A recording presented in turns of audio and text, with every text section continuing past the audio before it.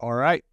Welcome to the Lightboard breakout session for keyword research and keyword harvesting. In this this conversation, we're going to primarily be focusing on two things. The first one is I want to give you some ideas for how you can do keyword research, which we've kind of talked about a little bit, before this, but and maybe you've heard of some of these that we're going to go into, but want to give you some ideas of places that you can go to find new keywords, to figure out where, the highest volume keywords are in your category. So that way you can use that and do a little bit of manual research along with your keyword harvesting that you're doing through your research campaigns and things like that.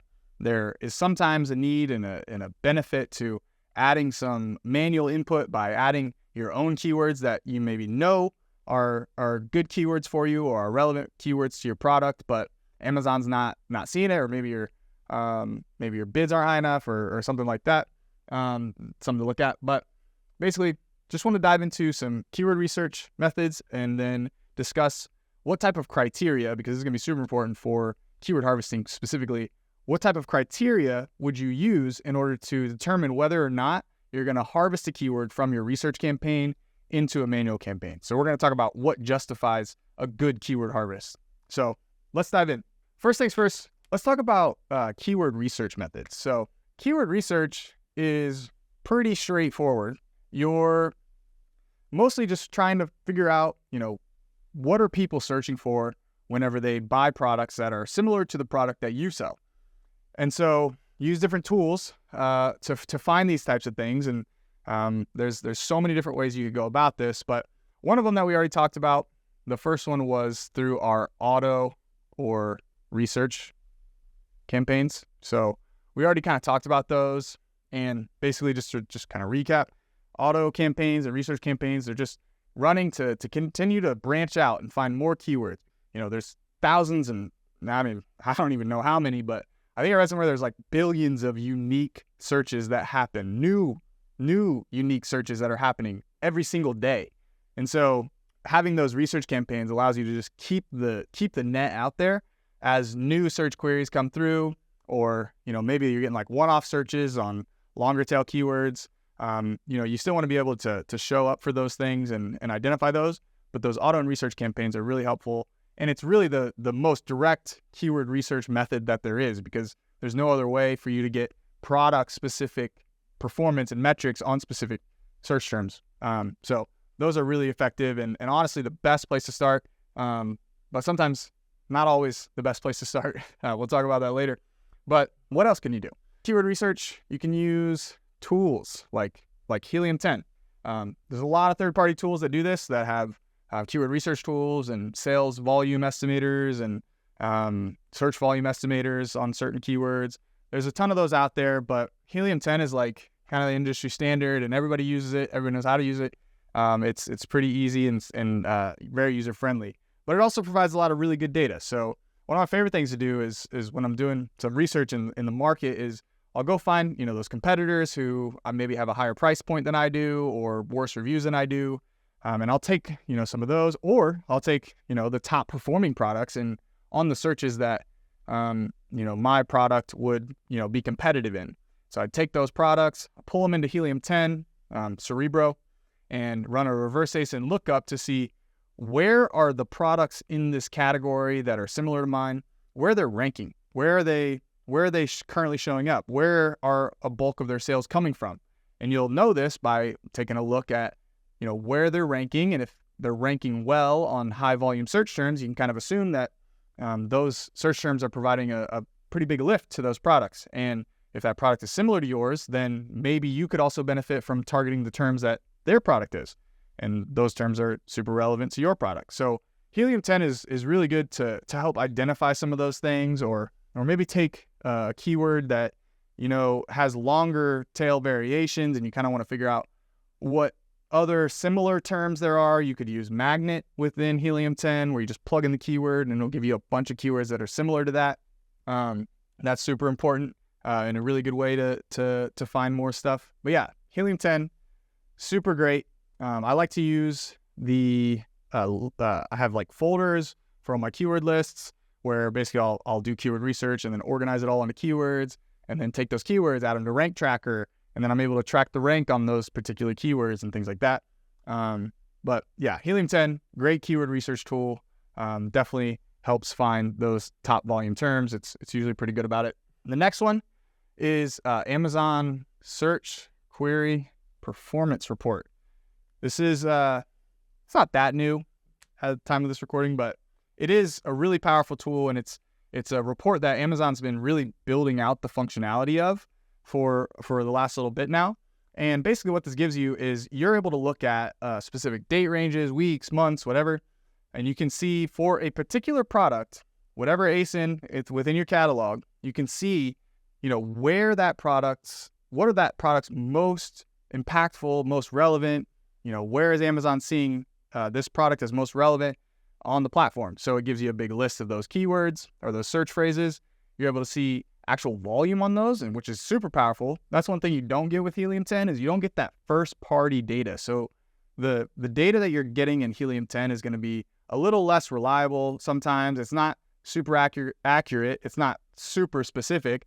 But when we go to Amazon, we're getting that first party data right from the source. And so we can have a little bit more confidence and we can rely on this data a little bit more because it's coming directly from the source. The search query performance report also, lets you track your click-through rates on individual keywords and search terms. It lets you look at your conversion share, your click share on particular terms, so you can kind of see how you're stacking up against the competition. But it's a super powerful tool, and it'll give you a really good starting point for finding ways to expand your keywords, and also give you an idea of like what your best keywords are for that particular product. So this is kind of where you would go to find that. It's a good tool, and highly recommend. It is only available for Seller Central, so just keep that in mind. If you're a vendor, that's not going to be available to you. But you do have access to some things, some first-party data within Vendor Central. So this fourth point here for keyword research is going to be Amazon SFR. So what that stands for is Amazon Search Frequency Rank. So you can find this in brand analytics in Vendor Central. And basically what this is Amazon gives you the rankings of the most frequently searched terms on their platform. And I don't know how many they actually cover. I think it's like over 1 million like keywords or search terms that they're actually tracking. So if you're one of the top 1 million, a search term is in the top 1 million, you'll be able to see it in this search frequency rank dashboard. So basically it ranks all the search terms from top to bottom. Most searched is number 1, and the least searched is going to be lower. And so we can use that to figure out what are the most frequently searched terms on Amazon. And then you can filter that down to make it more specific to just your category. And then you can add filters for looking for your brand. And it's also cool because it'll show you not only the key or the search term and the search frequency rank, but then it'll also show you the top 3 clicked products on each individual term.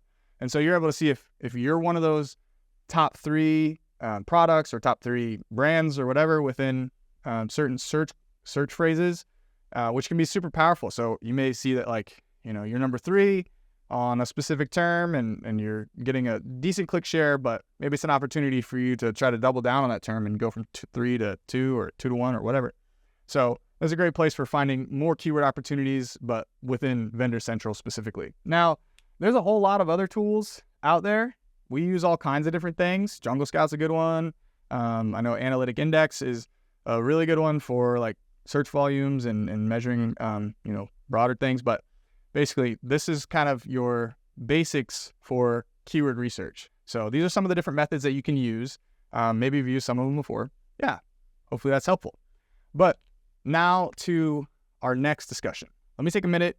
Let me erase this, and then we'll jump into the next segment. All right, thanks for bearing with me through that. Got a nice clean Lightboard now. Let's dive into keyword harvesting criteria. So we talked a lot about keyword harvesting.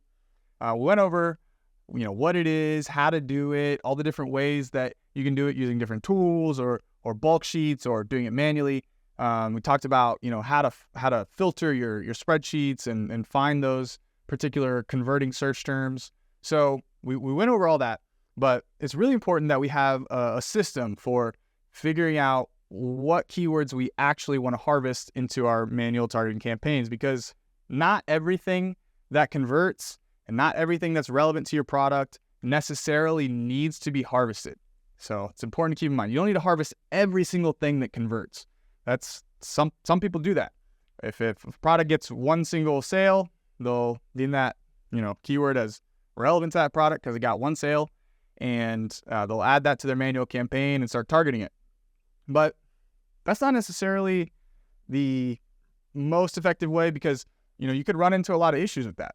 You could get, I've seen this plenty of times with, especially auto campaigns. You see it a lot, where you'll generate a lot of one-off conversions where basically, you get one click and one sale, 100% conversion rate, and that term that it was maybe wasn't super relevant to your product, like selling tennis rackets, and maybe you converted on like kitchen Tupperware or something like that.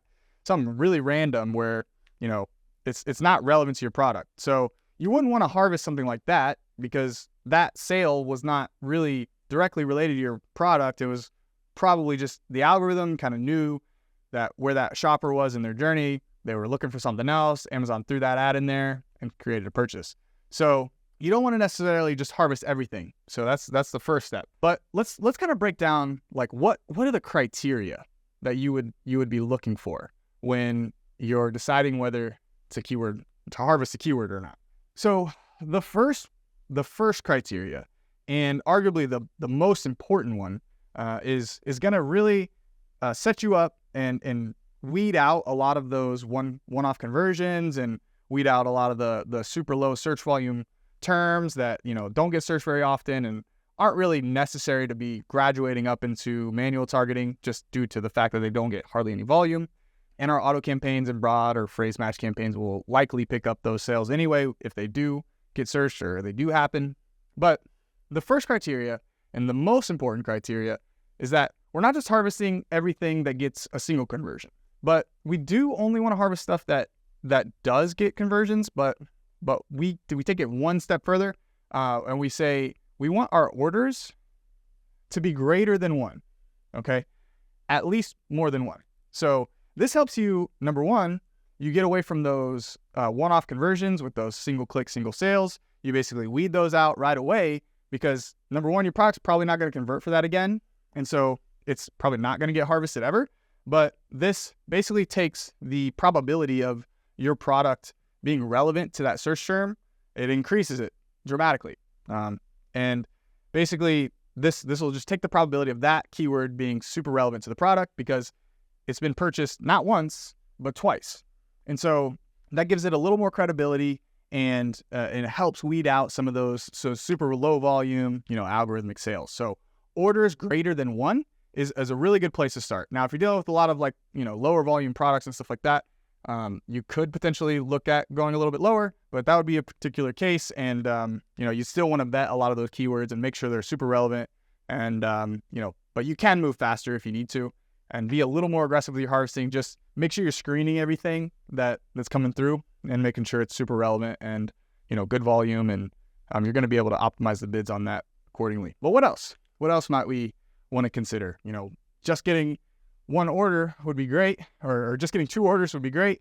But let's say, we want to be even more sure that this is a good keyword for us. And, maybe we want to ensure and just add a couple more checks to our harvesting criteria. So these are not like set in stone. These are just some ideas and some options for you. Like, you don't have to use every single one of these in your filter. You can, and it would just make all of your harvests extremely specific and very validated. And so you would get really, specific targets being harvested. But the next thing that we kind of want to look at, or at least that I like to look at, is conversion rates.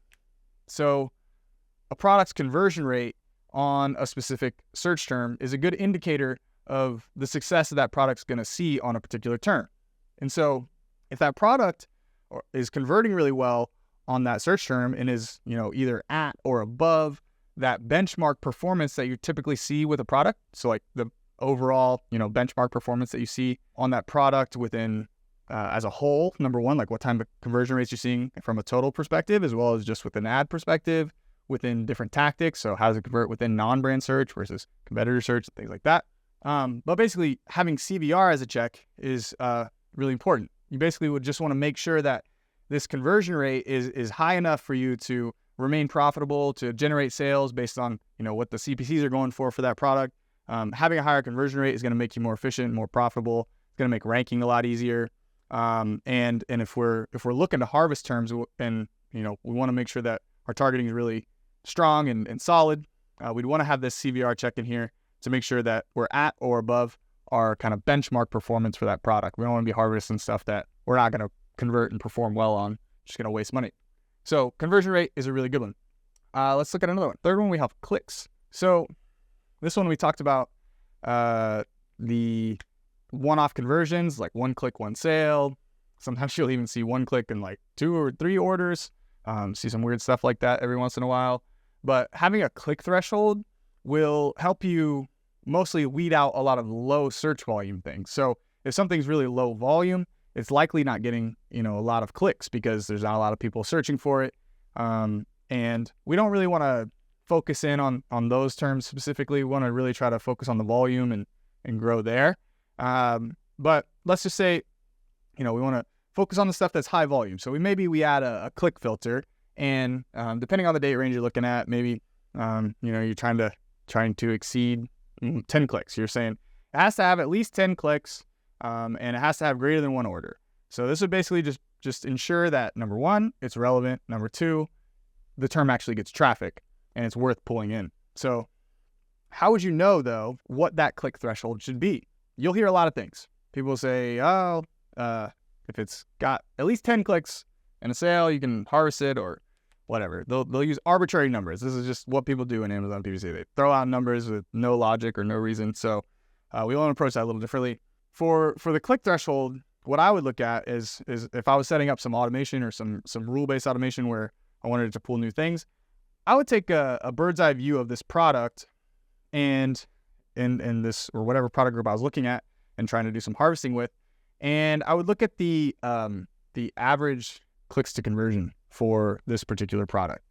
And so this average clicks to conversion is going to give us an idea of, how many clicks does it really, or do we actually need on a regular basis to generate that initial order or that conversion. And this will usually give us an idea of, a good threshold for setting that click threshold. So anything above this average clicks to conversion just has more than the average clicks it takes to get a sale, usually would signify that it gets good volume. And as long as it's, meeting the other criteria as well, this could be a good addition to help, focus in on the things that are driving a lot of volume and a lot of click traffic. So you can dive in there. Number 4, something that you could, or you might think is super important, but it's not quite as important because we can manipulate this a little bit. But people may want to say like ACOS. So they have criteria for ACOS where they'll say like, it has to meet these criteria and be at my target ACOS or below my target ACOS. And they'll say ACOS is below target ACOS. Now, I don't necessarily subscribe to that belief that it has to be below your target ACOS, because once you harvest this keyword into manual targeting, you're going to have a lot more control over the bids on this specific keyword. And if you're just harvesting from a research campaign or an auto campaign, you don't necessarily know exactly what placements or things like that this keyword was getting that could potentially have led to a little bit higher ACOS.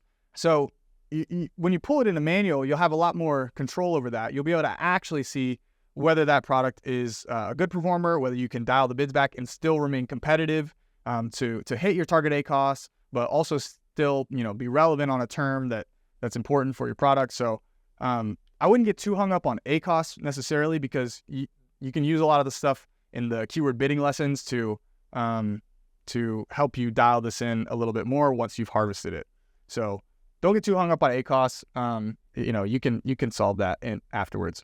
But the last one, And this one's important for if you're really segmented at a tactic level, and let's say you want to harvest stuff from an auto campaign into your manual campaign, but that manual campaign is strictly non-brand.